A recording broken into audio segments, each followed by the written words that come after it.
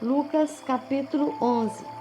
Certa ocasião, Jesus estava orando em um determinado lugar. Quando concluiu, um dos seus discípulos lhe solicitou: Senhor, ensina-nos a orar, assim como João ensinou aos discípulos dele. Então ele passou a ensiná-los: Quando orardes, dizei: Pai, santificado seja o teu nome, venha o teu reino. O pão nosso de cada dia continua nos dando hoje e sempre.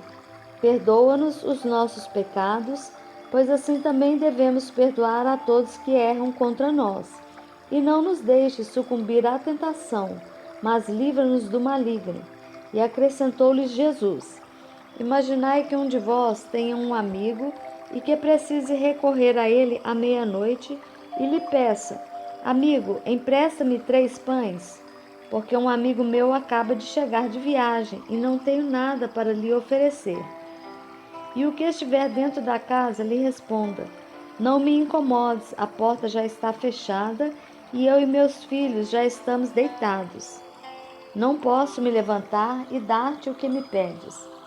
Eu vos afirmo que, embora ele não se levante para dar-lhe o pão por ser seu amigo, por causa da insistência se levantará e lhe dará tudo o que precisar.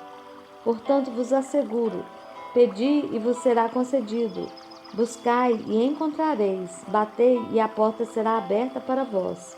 Pois todo o que pede recebe, o que busca encontra, e a quem bate se lhe abrirá. Qual pai dentre vós, se o filho lhe pedir um peixe, em lugar disso lhe dará uma cobra? Ou se pedir um ovo, lhe dará um escorpião? Ora, se vós, apesar de serdes maus, sabeis dar o que é bom aos vossos filhos, quanto mais o Pai que está nos céus dará o Espírito Santo àqueles que lhe o pedirem.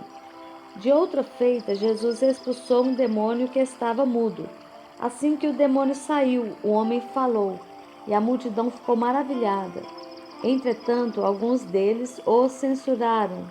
Ora, ele expulsa os demônios pelo poder de Beelzebu, o príncipe dos demônios. E outros ainda, apenas para prová-lo, pediam dele um sinal do céu. Mas, conhecendo ele o que se lhes passava pela mente, afirmou-lhes: Todo reino dividido contra si mesmo será arruinado, da mesma forma que uma casa dividida contra si mesma ruirá. Ora, se assim também Satanás estiver dividido contra si mesmo, como é possível que seu reino subsista? Expresso-me desta forma, pois dizeis que eu expulso demônios por Beelzebu. Sendo assim, se eu expulso demônios por Beelzebu, por quem os expulsam vossos filhos? Por isso, eles mesmos serão os vossos juízes. Todavia, se é pelo dedo de Deus que eu expulso os demônios, então com toda certeza é chegado o reino de Deus sobre vós. Quando um homem forte, bem armado, guarda sua casa, seus bens estão seguros. Mas quando alguém mais forte o ataca e o vence, tira-lhe a armadura em que confiava e divide os bens que lhe restaram. Toda pessoa que não está comigo, contra mim está, e aquele que comigo não ajunta, espalha. Quando um espírito sai de uma pessoa, passa por lugares áridos procurando refrigério, mas não o encontrando, então cogita: voltarei para a casa de onde saí. Assim que chega, encontra a casa varrida e em ordem. Então vai e traz outros 7 espíritos piores do que ele, e entrando passam a viver ali. E a situação final daquela pessoa torna-se pior do que a primeira. Entre mentes, enquanto Jesus comunicava esses ensinos, uma mulher da multidão exclamou: Bem-aventurada aquela que te deu a luz e os seios que te amamentaram. Ele, porém, afirmou: Antes disso, mais felizes são todos aqueles que ouvem a palavra de Deus e lhe obedecem. Enquanto as multidões convergiam em sua direção, Jesus passou a admoestar-lhes: Esta é uma geração perversa. Pede um sinal miraculoso, mas nenhum sinal lhe será concedido, a não ser o sinal de Jonas. Porquanto, assim como Jonas foi sinal para os ninivitas, o Filho do Homem o será para esta geração. A rainha do sul se levantará no dia do juízo, juntamente com os homens desta geração, e os condenará, pois ela veio dos confins da terra para ouvir a sabedoria de Salomão. A população de Nínive se levantará no dia do juízo com esta geração e a condenará, pois eles se arrependeram com a pregação de Jonas. Contudo, agora aqui está quem é maior do que Jonas.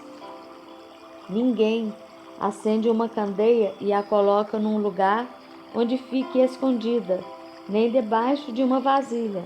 Ao contrário, coloca-a num local apropriado, para que os que entram na casa possam ver seu luminar. São os teus olhos a luz do teu corpo. Se os teus olhos forem humildes, todo o teu corpo será cheio de luz. Porém, se teus olhos forem malignos, todo o teu corpo estará tomado pelas trevas. Certifica-te, pois, que o fulgor que há no teu interior não sejam trevas. Portanto, se todo o teu corpo estiver pleno de luz, sem ter nenhuma parte dele em trevas, então ele estará verdadeiramente iluminado, assim como quando a luz de uma forte candeia resplandece sobre vós. Ao concluir essas palavras, um fariseu o convidou para comer em sua companhia. Jesus, aceitando, foi e reclinou-se junto à mesa, conforme o costume. Entretanto, o fariseu, notando que Jesus não se lavara de acordo com a tradição cerimonial que antecede às refeições, ficou surpreso. Então o Senhor lhe declarou: Vós, fariseus, purificais o exterior do copo e do prato, mas vosso interior está entulhado de avareza e perversidade. Insensatos! Aquele que criou o exterior não criou igualmente o interior? Portanto, dai ao necessitado do que está dentro do prato, e vereis que tudo vos será purificado. Mas ai de vós, fariseus, porque dais o dízimo da hortelã, da arruda e de todas as hortaliças, e desprezais a justiça e o amor de Deus. Devíeis, contudo, praticar essas virtudes, sem deixar de proceder daquela forma. Ai de vós, fariseus, pois amais os lugares de honra nas sinagogas e as saudações em público. Ai de vós, porque sois como sepulturas que não são vistas, por sobre as quais os homens andam sem o saber. Então um dos advogados da lei advertiu a Jesus: Mestre, quando dizes essas palavras, também nos ofendes a nós outros.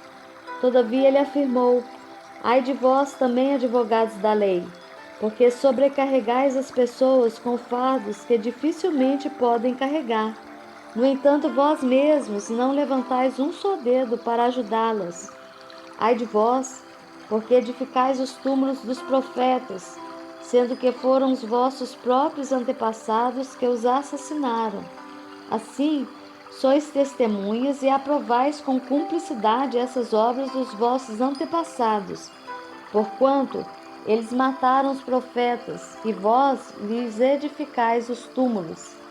Por isso também Deus advertiu em sua sabedoria: Eu vos enviarei profetas e apóstolos, dos quais assassinarão alguns e a outros perseguirão, pelo que esta geração será considerada responsável pelo sangue de todos os profetas derramado desde o início do mundo, desde o sangue de Abel até o sangue de Zacarias, que foi morto entre o altar e o santuário. Sim, eu vos asseguro, contas de tudo isso deverão ser prestadas por esta geração. Ai de vós, advogados da lei, porque vos apropriastes da chave do conhecimento. Contudo, vós mesmos não entrastes nem permitistes que entrassem aqueles que estavam prestes a entrar. Enquanto Jesus se afastava dali, começaram os fariseus e os mestres da lei a criticá-lo com veemência, buscando confundi-lo acerca de muitos assuntos. Tudo isso para tentar extrair de suas próprias palavras algum motivo para o acusarem formalmente.